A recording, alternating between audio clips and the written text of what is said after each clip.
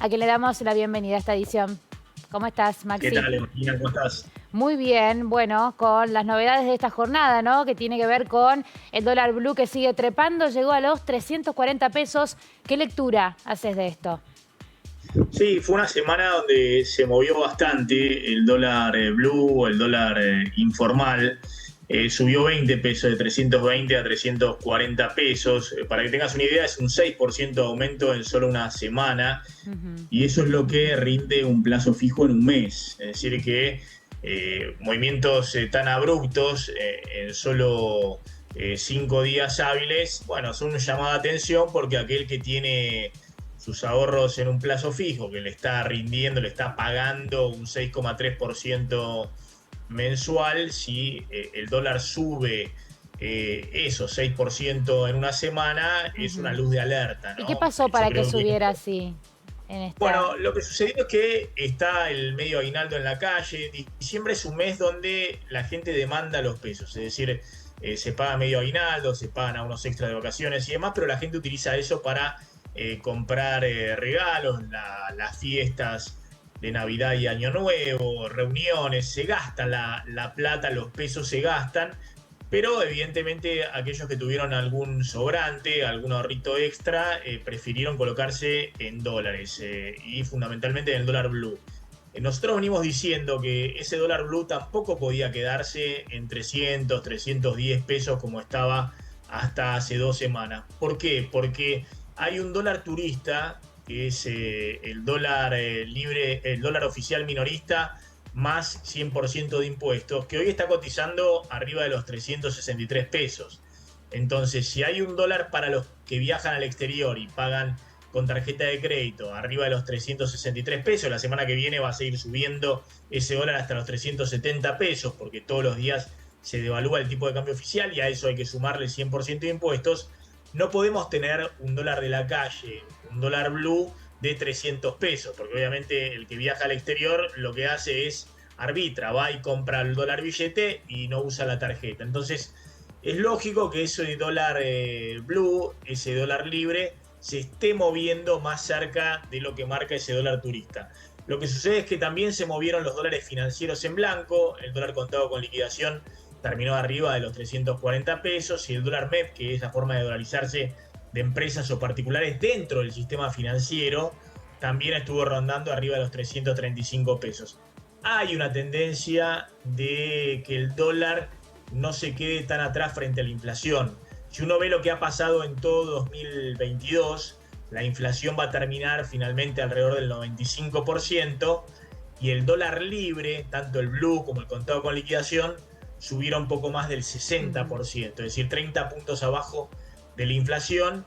Cuando eso ocurre, bueno, aquellos que tienen algún excedente, algunos ahorros en pesos, empiezan a ver que el dólar libre quedó atrasado y por eso buscan dolarizarse. De todas maneras, hoy fue un día también particular, hubo mucha tensión política, ahora vamos a hablar de eso, por el fallo de la Corte, la pelea entre el gobierno y Horacio Rodríguez Larreta, eso también le mete un ruido adicional a la economía en este momento, que obviamente no es lo deseable, Evangelina. A ver, ¿por qué? ¿En qué afecta la cuestión política a la económica y en particular a la cotización del dólar?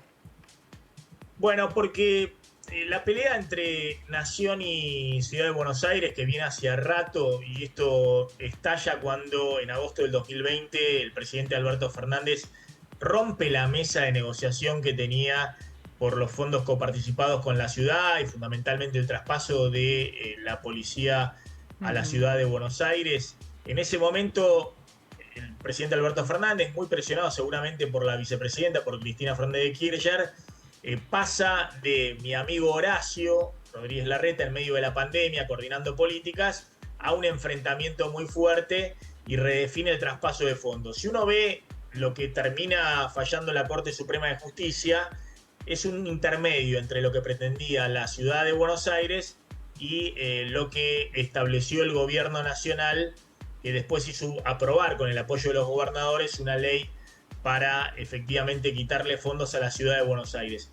No es algo demasiado grande en términos de números, son 170.000 millones de pesos para el año que viene, pero estamos hablando de 15.000 millones de pesos por mes. Es algo muy relevante para la ciudad de Buenos Aires, pero no es algo muy relevante para el gobierno nacional.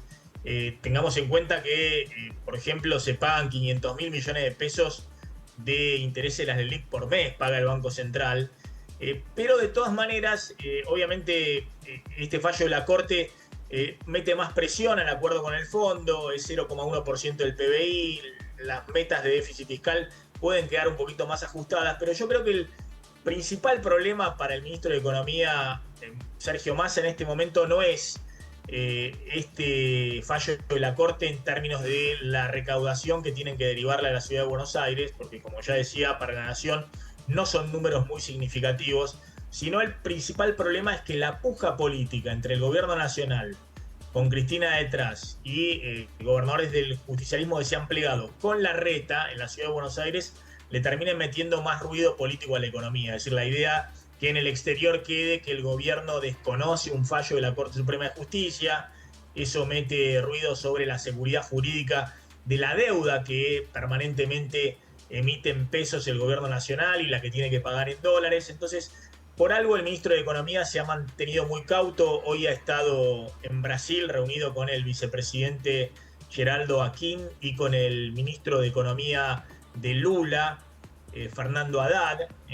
Se reunió con la cúpula económica de lo que va a ser el gobierno de Lula a partir de enero próximo, dando una señal de que sigue trabajando en el día a día de la economía, buscando de alguna manera estabilizar la situación económica, y no se enfrascó dentro de la pelea política en este momento entre el gobierno y la oposición, Evangelina.